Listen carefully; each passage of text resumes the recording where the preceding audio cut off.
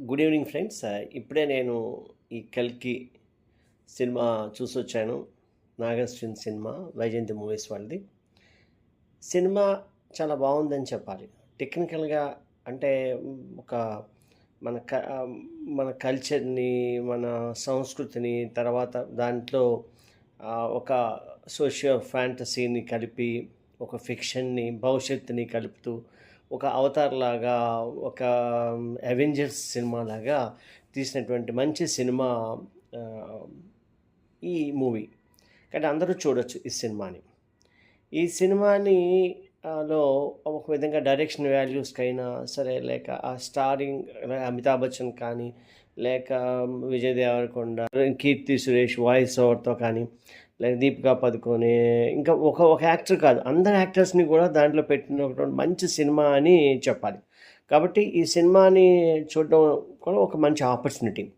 అయితే ఇంతవరకు మనం 'అవెంజర్స్' సినిమా చూసినప్పుడు మన హీరోలు, మన కల్చరు, మన సంస్కృతిలో ఉన్నటువంటి హీరోలని పెట్టి వచ్చిన సినిమాలు చాలా తక్కువగా ఉన్నాయి. ఏదో మన 'హనుమాన్‌తో' వచ్చినటువంటి బ్యాక్‌డ్రాప్‌తో వచ్చిన మన 'తేజ సజ్జా' యాక్ట్ చేసినటువంటి సినిమా, ఇలాంటి సినిమాలు చాలా అరుదుగా ఉన్నాయి. ఎక్కువ సినిమాలన్నీ కూడా మనకి ఒక ఇంగ్లీష్ సినిమాల్లోని 'అవెంజర్స్' అవనివ్వండి, లేక గ్రీక్ హీరోస్‌ని వాళ్ళనే పెట్టుకుని మనకి ఎక్కువ సినిమాలొచ్చాయి. అలా కాకుండా ఒక మన మన కల్చరు, మన సంస్కృతిలో ఉన్నటువంటి ఒక అత్యంత ప్రాచీన నాగరికత కలిగినటువంటి భారతదేశంలో ఉన్నటువంటి సంస్కృతికి సంబంధించిన ఎంతోమంది హీరోలున్నారు.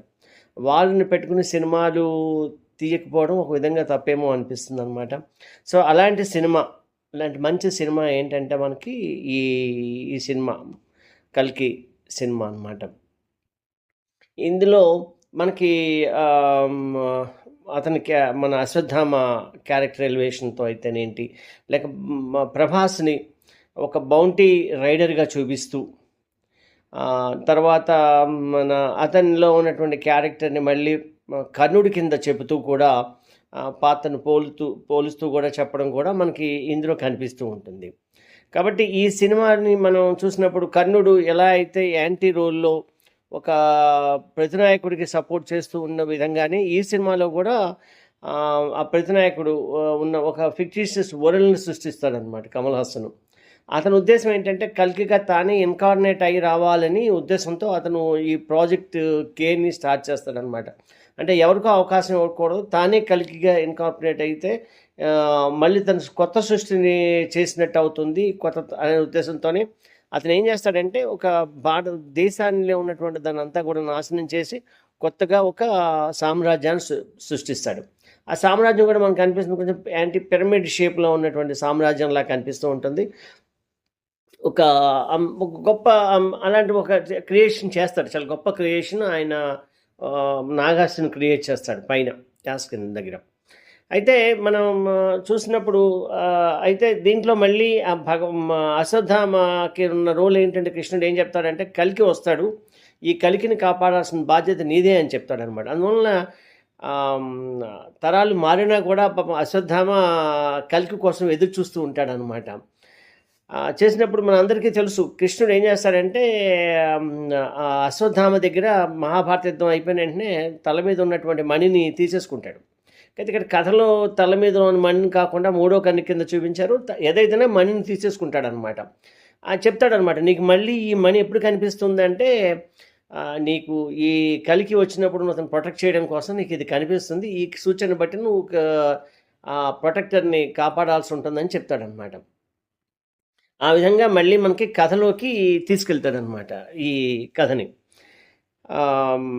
తర్వాత ఏంటంటే మనకి మనం అశ్వత్థామని క్యారెక్టర్ యొక్క ఎలివేషన్ కానీ, అతనికి ఉన్న అమితాబ్ బచ్చన్ నటన కానీ దీంట్లో చాలా బాగుంది.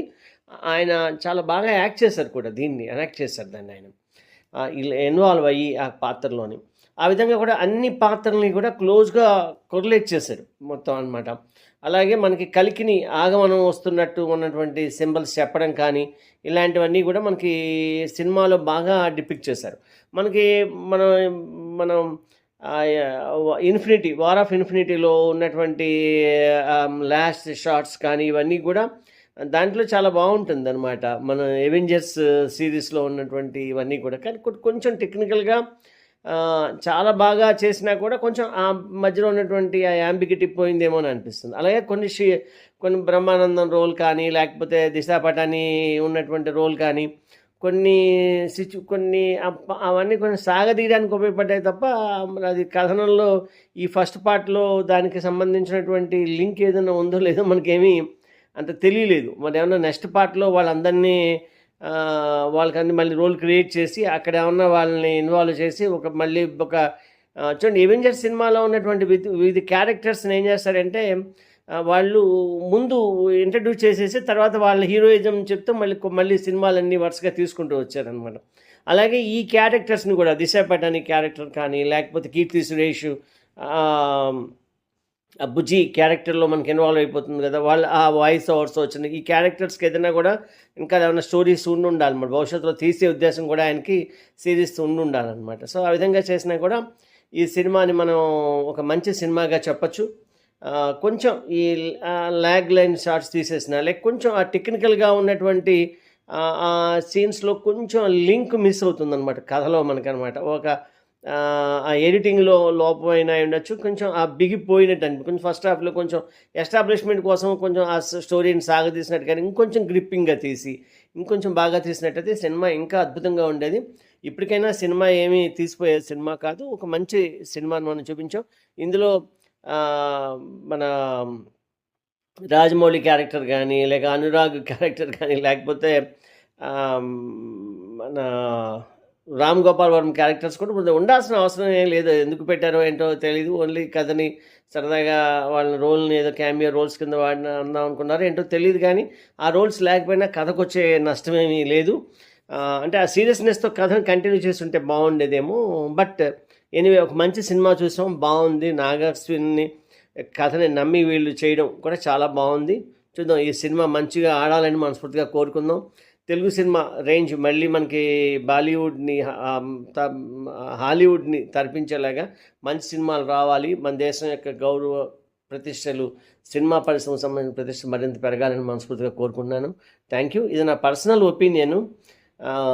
అలాగే కల్కి గురించి ఉన్నటువంటి సుమతి క్యారెక్టర్ అంటే ఈ శంబాల అనే ఒక గ్రామం గురించి కూడా మనకి చాలాసార్లు వినిపిస్తూ ఉంటుంది. అంటే కల్కి విష్ణు యశస్వికి తర్వాత అంటే విష్ణు యశస్వి సంబాలాకి రాజుగా ఉంటాడనమాట. అతని భార్య పేరు సుమతి. ఈ విష్ణు యశస్వికి సుమతికి పుట్టినతనే కల్కిగా పుడతాడని మనకి చెప్తూ ఉంటారనమాట. ఇతని ప్రస్తావన హిందూ మతంలోనే కాదు, అంటే మనకి బౌద్ధ మతంలోని వజ్రయాన బౌద్ధ మతంలో కూడా కల్కి ప్రస్తావన స్పష్టంగా కనిపిస్తూ ఉంటుంది. అలాగే సిక్కు మతంలో కూడా 24వ ఒక రాజుగా ఒక యోగిగా కల్కి చెప్తాడని సిక్కు మతంలో కూడా చెప్తుంది. సో అన్ని మతాల్లో కూడా ఎంతో కొంతగా కల్కి యొక్క ఆవిర్భావాన్ని చెప్పుకుంటూ వస్తారనమాట. సరే ఈ 6000 సంవత్సరాల తర్వాత మళ్ళీ వస్తుంది అంటే యుగాంతం అయిపోయిన తర్వాత, అంటే మహాభారత యుద్ధం అయిపోయిన తర్వాత కలిపురుషుడు వచ్చేస్తాడనమాట. కొద్ది కాలం అయిపోయిన తర్వాత అది అందుకని మహాభారతంలో కూడా ఈ కల్కి గురించినటువంటి ప్రస్తావన కూడా ఉంటుందన్నమాట.